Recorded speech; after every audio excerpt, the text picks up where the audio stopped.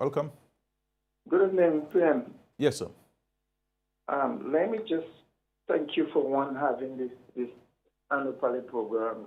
I think it's a tremendous example of democracy in action. Where you meet the people, keep them informed of what's happening, and the people can call and interact.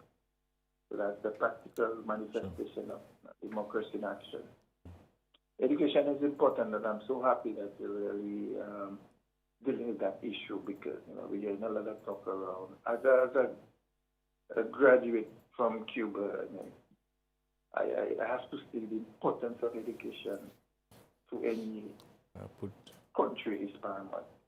I mean, the contribution of just the graduates from Cuba alone to the human resource development of Dominica is well noted. When you add that to the UWI grants and the tremendous orders coming from America and the others. What I would probably want is some sort of value of, okay, let's say, for example, somebody in a university program, an average value as to what it costs. So people can appreciate the amount of money that's going into that. Mm. And I think that would probably help the parents and even the students themselves to understand the sacrifice that being made by the other citizens of the country to ensure that they achieve an education. Because when you graduate, whatever you learn is yours. You could come back, put it to the use of the country, fine, but if you don't get work around the country, you can use it in other areas and develop your own self. So at the end of the day, they have to watch it as an investment in themselves by the country. And what I'd like to see is a little more appreciation of the impact. I mean, now and then you'll have problems, and people have to understand COVID time, limited money is coming in. It's going to be difficult to keep up to payments. But I'm happy to hear that you're able to find a way to sort this out. So what I would probably like is just a cost, an average cost of what somebody go to Grambling and do a first degree, just an idea of the cost so people can fully understand what is involved so they wouldn't take it lightly. And I also want to call on the parents to advise the children and talk to them and just ask them to hang in there and just do what they have to do. Focus on their studies and just recognize the children that sacrifice being there. So I really want to commend the government again for what I call the education revolution, coupled with the housing revolution and all the other positives that's happening in Dominica. So I wish you all the best, and I'm listening. Yes, caller. I mean, you're raising some very important points. Just to give you an appreciation, a student who is at Midwestern, our annual commitment to that student is about 35,000 US dollars for the year.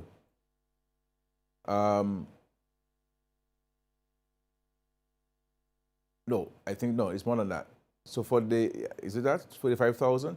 So we have about 13,000 per semester for tuition and 4,500 per semester for housing. So yes, it's about 45,000 US dollars per student. Multiply by 2.7169. You have a calculator at home. You can do the maths. So we have this. At Monroe, I believe the tuition is just over 10,000 US dollars. Monroe, New Rochelle, New York. And housing, I believe, is about 6,000 US dollars thereabout. There are students who live off campus, and sometimes we contribute as much as 9,000 US dollars for off-campus housing. So it gives you an idea as to how much we commit per student. So 45,000 US dollars, a minimum if you are at Midwestern State University in Wichita Falls, Texas, United States of America. It's a lot of money. You're right. It's a lot of money.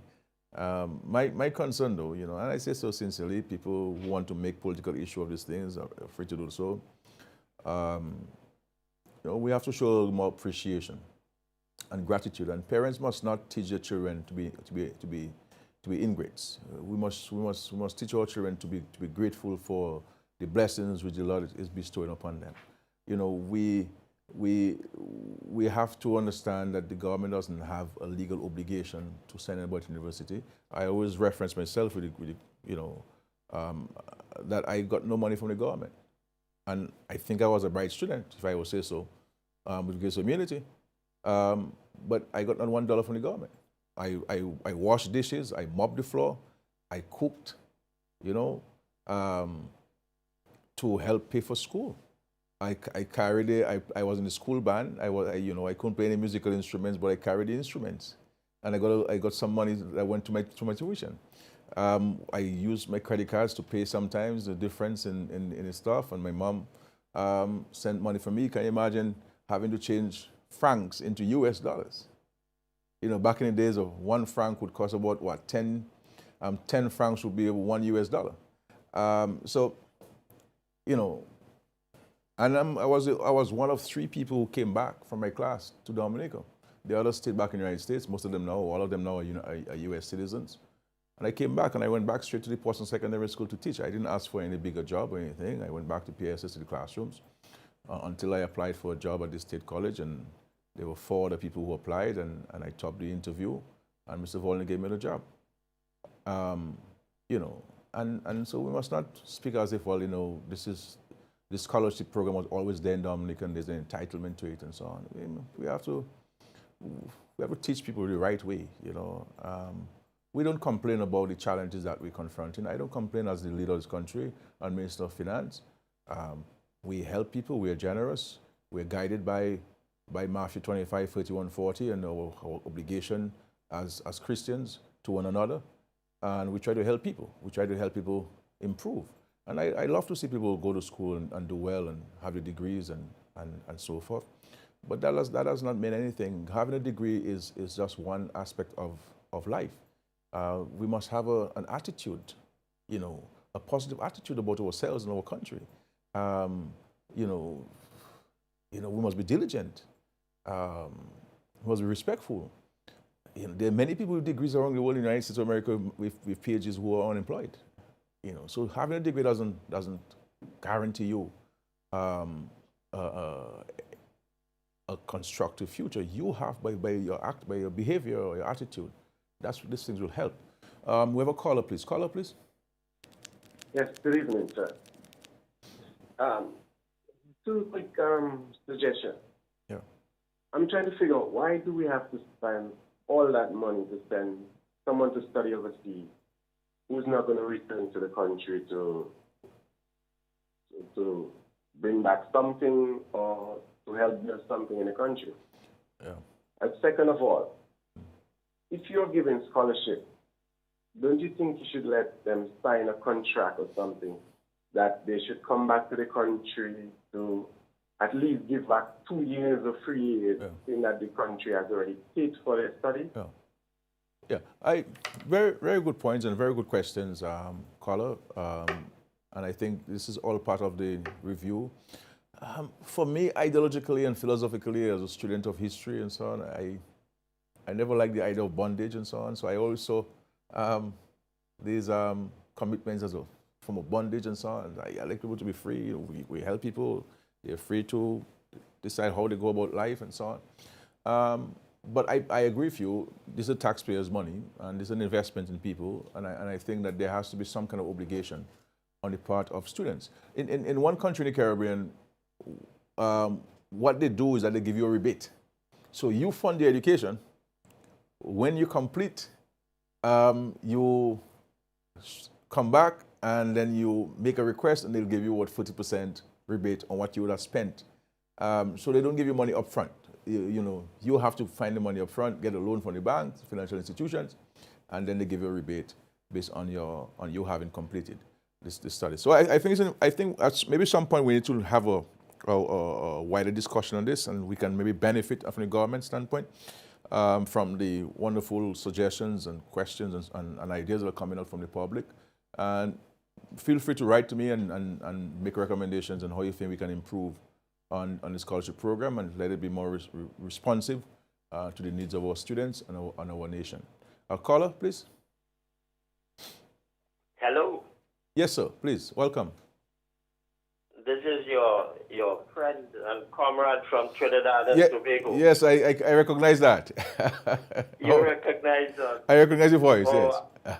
I have to say that I really wish that when I was in sixth form in my day, that I had you as my prime minister. I would have been able to go overseas to study. Yeah. Well, my question.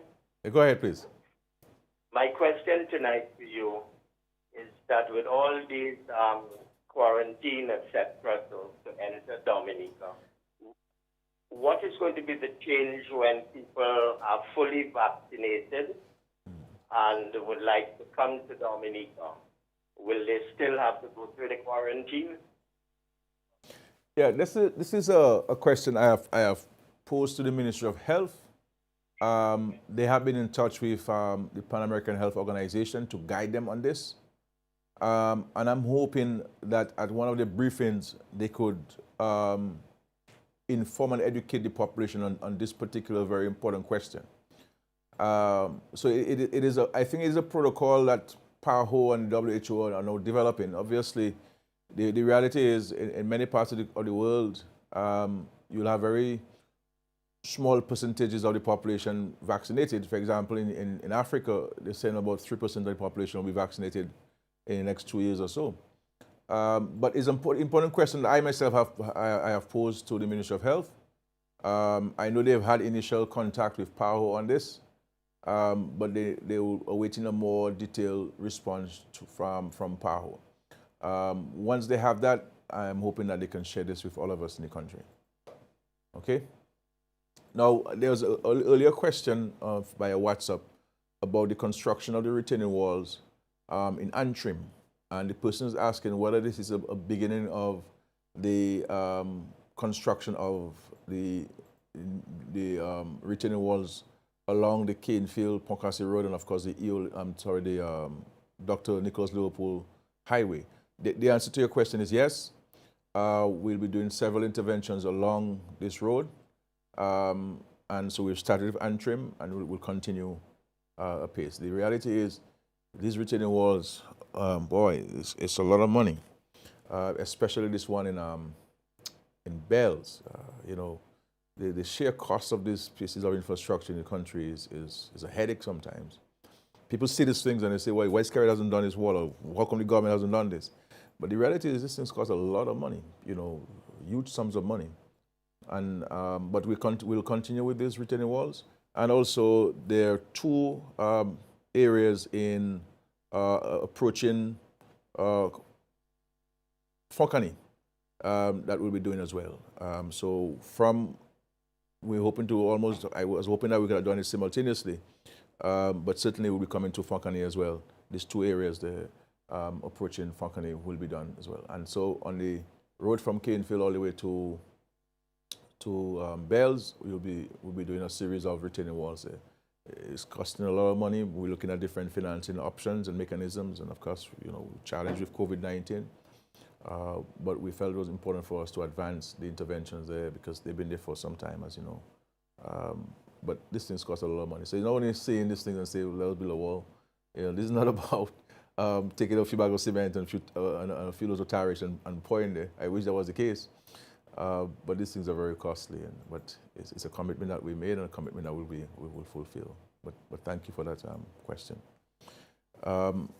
The week of Carnival week, the week of the 15th, we'll also be commissioning a number of health centers.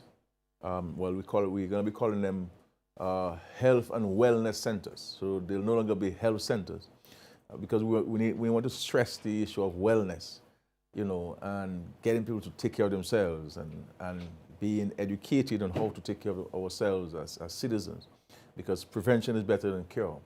And we can avoid diabetes, we can avoid hypertension. You know, how do we go about doing so as citizens and reduce on the cost of healthcare in our country? So these centers will be called health and wellness centers, and we are looking to commission the one in Bellevue-Chopin, in Georgetown, Portsmouth, in Maho, Marigot, Wesley, Vickers. I think I capture all of them. VACARs. And then we'll do a second round later in the year with Colliho that we completed later this year, Asdime later this year as well. We have Soufriere and Newtown under construction. Soufriere and Newtown, they have they put in the foundation walls to move to the foundation slab, and of course we're hoping to move very quickly on this. So we'll be moving to commission these health centers and usher in a new environment for these health centers, and of course in Bacatel as well. We'll be commissioning this. I know the people of Bacatel, put a lot of blows on us for the delay in the construction of the Bailey Bridge. I am happy that the structure is going up nicely, and in the next week or so, it should be completed, and you'll be able to drive across to the other side in Bacatel. It's a lot of money. It's a lot of money. We're talking about over $1.2 or $1.3 million for this Bailey Bridge. So things cost money.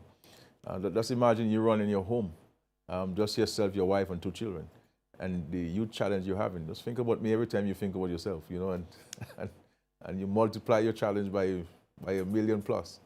But the Lord has been good to us, and we're very grateful for this, and that in the midst of this pandemic, the midst of this global economic and financial crisis, the Lord is holding our hands, and we've been grateful for this, and we have to show gratitude for these things to the Lord. So it's not we're just disciples doing this. Good night, Prime Minister. What about the Trafalgar apartments? Is there any update? Well, we certainly, I'm hoping that we will commence construction. I think you're talking about the new sets of apartments in Trafalgar. We are committed to doing 30 in the first instance. The original commitment, I believe, is in Trafalgar about 70. We'll do 30 in the first instance. And we are finalizing preparations for these 30 apartments in Trafalgar. I'm hoping that the 16, I believe 16 or 18 or 12 we're building now, I believe 16 or 12. We're building now in Lily Valley. I'm hoping that very soon we can hand over the keys to deserving beneficiaries. But I suspect the question you're asking for the new sets of apartments, but hoping we can commence this year. The commitment is to do 30 in the first instance, and then we'll take it forward. We'll be doing another 30 in Point Michel. A contract has been signed for this in Point Michel. We'll be moving to do some in Grand Bay as well. As you know, we have signed contracts for 37 houses in the Joe Burton area in Wesley to facilitate the construction of the international airport. And at some point, I'll give a more comprehensive report on housing and the various housing interventions that we're doing. I'll give you an update on the World Bank. There have been some challenges there where one of the service providers is concerned. We're making some progress in this. A bit slow and tedious. These are the challenges sometimes we face with this kind of projects. But we're persevering, and I'm hoping that we can see the light at the end of the tunnel very soon, where we can see the rolling out of so many homes. And we will be able to build about 600 plus homes under this housing program with funds from the World Bank. So, but I need to give you a fuller update in a transparent way, so that you appreciate what has been going on, what has been going on right, what has been going on wrong, and how we addressing the things that have been going wrong, and what's the new timetable, new schedule for implementation. So there are a number of things happening, number of things behind the scenes that are happening, but I think at some point I'll give you a fuller, more transparent update, and maybe bring the folks who are directly responsible for implementing these projects to update you. The Castle Bruce and the Jimmet emergency shelters are going on very, very well. There have been some issues at Castle Bruce. Mitigation measures have been put in place, and I think everything is fine now. There are still people who are trying to create some problems in the community about the location of the emergency shelter. I agree. If there was a better location, we should have accepted it. There's no other better location. We were advised that's the location. I am not an engineer. I may have certain views, but I do not want to take decisions that are of an engineering nature where these are concerns. And we recognize that there were some vulnerabilities to the site, and there were clear mitigation measures which were recommended to address this. I went there myself, physically with the PAL rep, Honorable Alfred, to speak to the folks there on site and to see whether the measures which were put in place have addressed the issue. I was assured and reassured that the measures which were put in place to mitigate against the concerns are working. And so we look forward to this project coming to completion. That is $18 million being spent in Castle Bruce, the village of Castle Bruce alone, $18 million. And then the other one for $18 million is in Jimit, and work is progressing very nicely. These will serve as regional emergency shelters in the case of a natural disaster.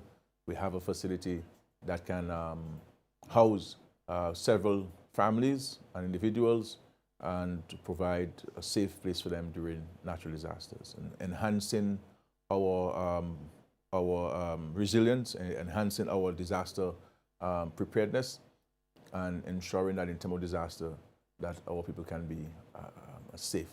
And this is why all the homes we're building are resilient homes that can withstand the Category 5 hurricane. And so we always recognize there'll always be people who will be vulnerable.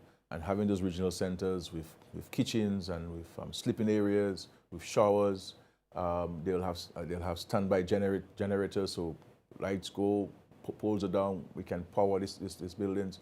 They will have water storage tanks to provide water to these facilities, so people can live a week or two from these facilities and the amenities which these facilities provide. We're also working with the Caribbean Development Bank for a similar type facility in the Canlago territory, and a contract has been awarded for the design of this facility, and there'll be consultations in the Canlago territory on this and feedback on the design. So we look forward to, the funds have been secured. We're just going through the procurement processes of the drawings, etc. Somebody's asked me about the situation with the Moroccan Hotel. The Moroccan Hotel is complete. We had 3 offers from interested individuals or interested groups who like to take over the management of the Moroccan Hotel. Obviously, coronavirus threw us off, but the folks are still keen on this. And just last week, the Minister of Tourism gave the Cabinet an update on this, and we've given her the direction to go ahead and proceed and engaging these people in more detailed discussions, and then advise us on who would better be able to manage this hotel. Government, as you know, we have been doing these investments. I do not want the government to be in the private sector. We only do these things to facilitate economic activity, to create jobs, and to grow the economy. But we really would like the private sector to manage these properties on behalf of the people of Dominica. So I'm hoping that we can take a decision on this at some point in the future. But it is completed. It's a wonderful facility, huge potential. The location is ideal, and it is open for that kind of management contract. Okay. Yep. I think we are above time. Really, all came back so fast. I was, thank you very much. Let us give God thanks for what's happening in our country. Let us continue to pray for the rest of the world, our brothers and sisters in the Caribbean. This COVID-19 is really, really deadly. It has really dealt a serious blow to our economies. And what we as world leaders have to do is recognize that we can only see ourselves through this by working together.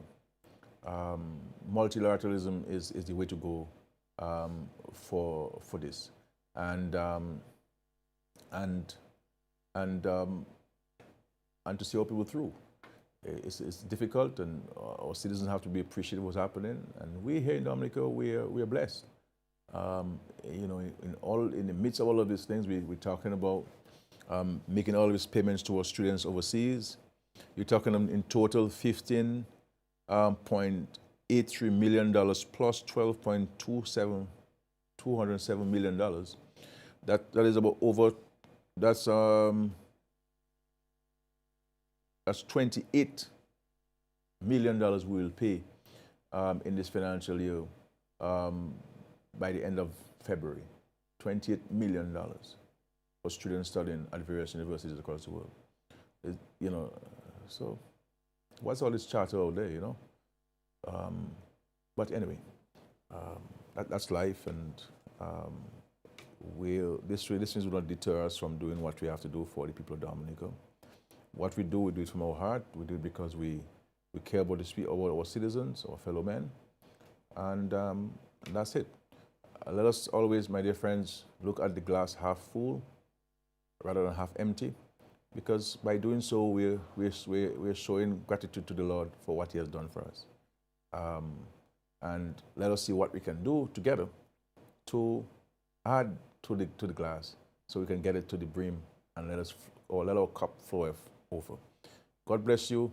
Let us go forth and serve our Lord and our country. This is our country, Dominica.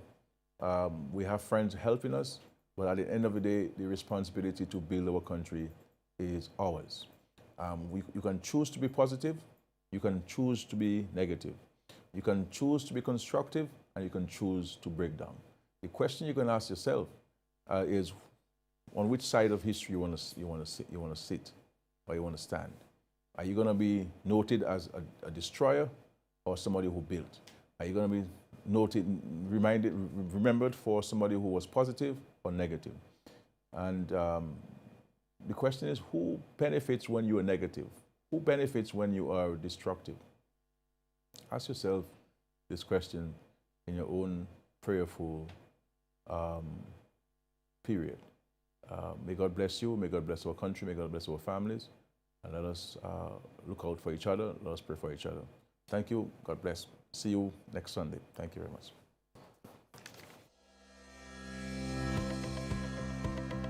When you feel a sneeze or a cough coming, covering your mouth prevents the spread of germs. You probably knew that. But the way you cover up also matters, and that means breaking a habit you've held near and dear all your life. Cover your nose and mouth with your flexed elbow or a tissue, not your hands. Discard the used tissue immediately. Then wash your hands. Help stop the spread of germs. Remember, your health is your responsibility. A message by the Health Promotion Unit of the Ministry of Health, Wellness and New Health Investment, Dominica.